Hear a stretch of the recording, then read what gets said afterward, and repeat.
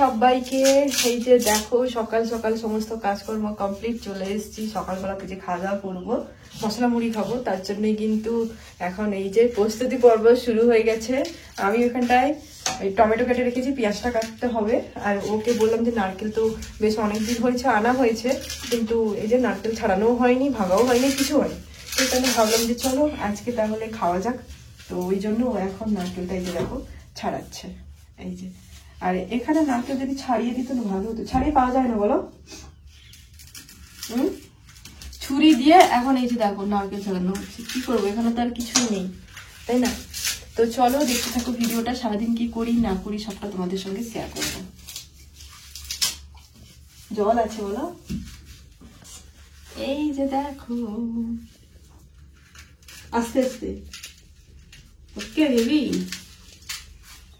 মুড়ি মাখানো কমপ্লিট। এই যে লবণের দরকার ছিল, ওই কারণেই নিয়ে এলাম। এই যে দাও, এই যে দেখো মুড়ি। আজকে সকালে ব্রেকফাস্ট মশলা মুড়ি। কফি খাবে না চা খাবে? হ্যাঁ কি গো? ঠিক আছে, আগে খাও মুড়ি, তারপরে বানাবো। এখন খাই বসে, তারপরে চলো এখন খাওয়া দাওয়াটা কমপ্লিট করে নিই। প্রায় 1 বছর মতন হয়ে গেল আমরা দুজন কিন্তু একসঙ্গেই খাওয়া দাওয়া করি, সন্ধেবেলা, রাতের বেলা, দুপুরবেলা, যখনই হোক। আমি কিন্তু ও যতক্ষণ না ডিউটি থেকে আসতো ততক্ষণ পর্যন্ত কিন্তু খেতাম না। আর যেদিনকে লেট হতো সেদিনকে কিন্তু আমাকে ফোন করে জানিয়ে দিত যে তুমি খাওয়া দাওয়া করে নাও, আমার যেতে লেট হবে। সেই দিনকেই কিন্তু খাওয়া দাওয়া করে নিতাম। আবার মাঝে মধ্যে কিন্তু ওর জন্য অপেক্ষাও করতাম, ও লেট করে আসতো, ওর সঙ্গে লেট করে বসেই খেতাম। যাই হোক, আর জাস্ট কয়েকটা দিন আমরা দুজন কিন্তু একসঙ্গে বসে গল্প করতে করতে খেতে পারবো। আর হ্যাঁ, আমরা যখন খাওয়া দাওয়া করি না, প্রায় সময় কিন্তু ট্যাবে মুভি চালিয়ে দিই। আজকে কিন্তু মুভি চালাইনি, আজকে আমি বকবক করছিলাম আর আমার বর ফোন নিয়ে বসছিল। এখন আমি যেই বকা দিয়েছি, এই যে দেখো আমাকে কিন্তু খাইয়ে দিচ্ছে। আর হয়তো কয়েকটা দিন আমরা দুজন একসঙ্গে বসে এইভাবে খেতে পারবো। তারপরেই কিন্তু আবার সেই মাসের পর মাস অপেক্ষা করতে হবে একটুখানি চোখের সামনে দেখার জন্য, বসে গল্প করতে করতে খাওয়ার জন্য। কিছু করার নেই, সব কিছু তো মেনেই চলতে হবে, এই নাম জীবন, তাই না? তো খাওয়া দাওয়া হয়ে গেছে, এখন চলে এসেছিলাম রান্নার ঘরে। ওই যে নারকেলটাকে ছাড়িয়েছিল, নারকেলের খোসাগুলো ছিল পুরো একদম, কিন্তু রান্নাঘরটা মানে জঙ্গল হয়ে পড়েছিল। ওই কারণে আমি ভালো করে আগে পরিষ্কার করে নিলাম। আর দেখো সাইডে কিন্তু চা বসিয়ে দিয়েছি। জানো তো আমাদের দুজনের না সকালবেলাতে চা না হলে না দিনটা শুরুই হয় না বলতে গেলে। আর আমরা কিন্তু সকালবেলাতে খাওয়া দাওয়া কমপ্লিট করার পরেই চা খাই, খালি পেটে কিন্তু আমরা চা খাই না। তো চলো এখন চা বানিয়ে নিয়ে যাই বরের কাছে, তারপরে কথা হচ্ছে আবার তোমাদের সঙ্গে।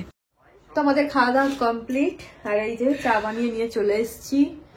এখন এই যে বসে চা খাচ্ছি। তুমি খাও, তুমি খাবো, খেয়ে দেখো। আমার তো ভালোই লাগছে। ও এখন বলুক খেয়ে। খেলেগা ফ্রি ফায়ার, ওটা জিজ্ঞেস করবো, তাই তো? তোর ভাইকে এমনই বলে ফোন করে, খেলেগা ফ্রি ফায়ার, খেলেগা ফ্রি ফায়ার,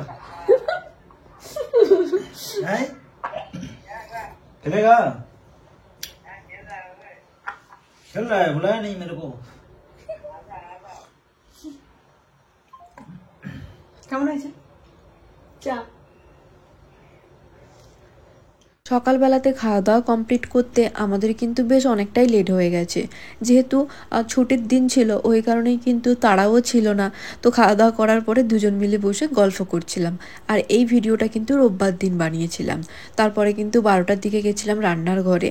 তো রান্নার ঘরে গিয়ে আমি মূলো ভাজা বানিয়েছিলাম, ডিম দিয়ে আলু দিয়ে ঝোল বানিয়েছিলাম, আর আলু দিয়ে মটরশুঁটি দিয়ে একটা তরকারি বানিয়েছিলাম। তো সেগুলো নিয়েই কিন্তু এখন বসে পড়েছি খেতে। তো চলো খাওয়া দাওয়া করে নিই, পরে কথা হচ্ছে আবার তোমাদের সঙ্গে। তো এই যে বিকেল বেলাতে এখন দুজন রেডি হয়েছি, যাবো একটুখানি কেনাকাটা করতে। তো কি কেনাকাটা করব সেটা তো তোমাদের সঙ্গে যদি সম্ভব হয় তাহলেই শেয়ার করব। এই যে আমার ফুল লুক, এই যে আমার বর। আমার ধরো একটু একটু দেখা, এদিক দিয়ে দাও। এই যে দেখো কেমন লাগছে আমাকে অবশ্যই কিন্তু জানিও কেমন ফোন ধরেছে। দেখো এবার চলো দুজনকে দেখা। আচ্ছা এই যে मेरा पति दे। তো চলো এখন যাওয়া যাক, চলো লেট হচ্ছে।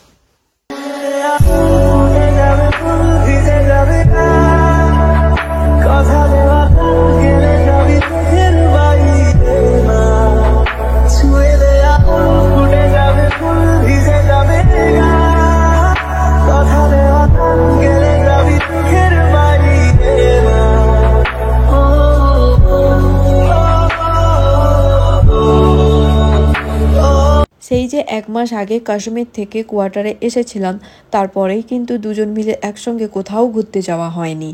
আজকে বেশ অনেক দিন পরেই কিন্তু দুজন মিলে বেরিয়েছি ঘুরতে যাব বলে।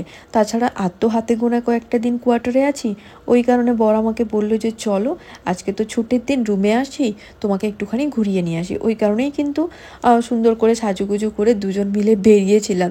কিন্তু কি আর করব, ভাগ্য এতটাই খারাপ যে মাঝ রাস্তা থেকে কিন্তু আমাদের গাড়ি ঘুরিয়ে চলে আসতে হলো আবারও কোয়ার্টারে।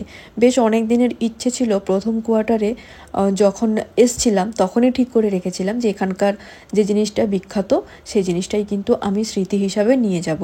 তো যেহেতু আজকে ঘুরতে বেরিয়েছিলাম, তো ভেবেই বেরিয়েছিলাম যে ওই জিনিসটা কেমন কি দাম বা কেমন কি হয় দেখব। কি জিনিসের কথা বলছি সেটা আমি তোমাদের সঙ্গে যখন জিনিসটা নিয়ে আসবো তখনই তোমাদের সঙ্গে শেয়ার করব। কিন্তু জিনিসটা দেখাও হলো না, দামও জিজ্ঞেস করা হলো না, আর দোকানেও যেতে পারলাম না। কি করব, হঠাৎ করেই কিন্তু বরের ফোনে ফোন চলে আসে, ওকে ডিউটিতে যেতে হবে বলল। ওই কারণেই কিন্তু আমরা গাড়ি ঘুরিয়ে আবার কিন্তু চলে আসি। আর যখন ফিরছিলাম তখনই কিন্তু বর বলল যে সবজিপাতি তো কিছুই নেই, তো চলো তাহলে কয়েকটা সবজিপাতি কিনে নেই। তো ওই কারণেই কিন্তু যে সবজিপাতিগুলো ছিল না সেগুলোই কিন্তু কয়েকটা কিনেছিলাম। তো পনিরও নিয়ে এসেছিলাম, বেশ অনেক দিন হয়ে গেছিলো, বর বলছিল পনির খাবে। ওই কারণে ওকে আমি বললাম যে তুমি তাহলে অল্প করে একটুখানি পনিরও নিয়ে নিও। তো পনির, আলু, টমেটো, কাঁচা লঙ্কা, ধনেপাতা, মটরশুঁটি, এই টুকটাক কয়েকটা কিন্তু সবজিপাতি নিয়ে আবারও কিন্তু চলে এসেছিলাম। আমাকে ছেড়ে দিয়ে বর কিন্তু চলে গেছে আবারও ডিউটিতে। তো এখনও পর্যন্ত ড্রেস চেঞ্জ করিনি, ওই কারণে ভাবলাম যে চলো তোমাদের সঙ্গে শেয়ার করে দেই কী কী জিনিস আমি কেনাকাটা করে নিয়ে এসেছি। তো তারপরেই যে কাজকর্মগুলো ছিল সেগুলো সমস্ত কিছু কমপ্লিট করে এই যে দেখো রান্নাঘরে চলে এসেছি। রান্নাঘরে এসে এখন রান্নাটা কিন্তু সবার প্রথমে বসিয়ে দিয়েছি। আর প্রায় বলতে গেলে আমরা ঘুরতে গেছিলাম 4টার দিকে, আর রুমে ফিরেছিলাম কিন্তু 5:30টার দিকে, কারণ 6টার দিকে ওকে যেতে হয়েছিল ওই কারণে। তো যাই হোক, এখন এই যে দেখো পনিরের তরকারি বানাবো, তার জন্যই কিন্তু পনিরগুলো এক এক করে এখন পিস পিস করে কেটে নিয়ে হালকা একটুখানি তেল দিয়ে ভেজে নিচ্ছি। পনির দিয়ে, আলু দিয়ে, মটরশুঁটি দিয়ে তরকারি বানাবো, আর বানাবো রুটিটা কিন্তু আবার ঘি দিয়ে ভেজে নিব। তো এই যে দেখো এখন কিন্তু আমার তরকারি হয়ে গেছে, সাইডে রাখা আছে। এই যে এখন একটা সাইডে রুটি বেলছি, আবার এই যে দেখো রুটি কিন্তু এক এক করে ভেজেও নিচ্ছি। প্রায় প্রত্যেক সময় গ্যাসে ভাজি, আজকে কিন্তু আর গ্যাসে রুটিগুলো ভাজিনি, ভাবলাম যে চলো ইন্ডাকশানেই করে নিই, ওই কারণে কিন্তু ইন্ডাকশানেই এখন করছি। আর তো হাতে গোনা কয়েকটা দিন বাকি কোয়ার্টার ছেড়ে বাড়ি যাওয়ার জন্য, তো কোথা থেকে গোছগাছ শুরু করব নিজেই কিন্তু বুঝতে পারছি না। তো তারপরে ভেবে দেখলাম যে জামা কাপড়গুলোই তো বেশ অনেকটা পরিমাণের আছে, তো জামা কাপড়গুলোই প্রথমে গুছিয়ে রাখবো, তারপরেই না হলে ঘরে যে জিনিসগুলো সাজানো আছে সেগুলো গোছাবো। তো এখন দেখা যাক, এখনও শুরু করিনি, যখন শুরু করব তোমাদের সঙ্গে সবটা শেয়ার করব। আর ভেবেই রেখেছি কোয়ার্টার ছেড়ে যখন যাব তার প্রায় 1 সপ্তাহ মতন আগে থেকেই গোছগাছটা শুরু করব। অনেকেই তোমরা জিজ্ঞেস করছো বাড়িতে গেলে আমি কি আর কোনো দিন বরের সঙ্গে কোয়ার্টারে যাব না? তোমাদের সঙ্গে আমি আগেই শেয়ার করেছি, আমার বর এখন যে নতুন জায়গায় যাবে সেখানটায় যদি কোয়ার্টার থাকে তাহলেই কিন্তু আমি বাড়িতে কিছুদিন থাকার পরে আবারও কোয়ার্টারে যাব। আর যদি সেখানটায় কোয়ার্টার না থাকে তাহলে সে আমাকে কি করে নিয়ে যাবে বলো?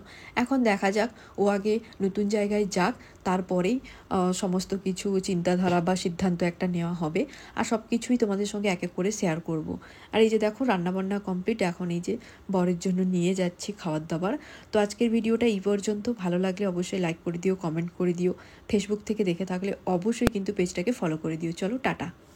আজ তোমায় নিয়ে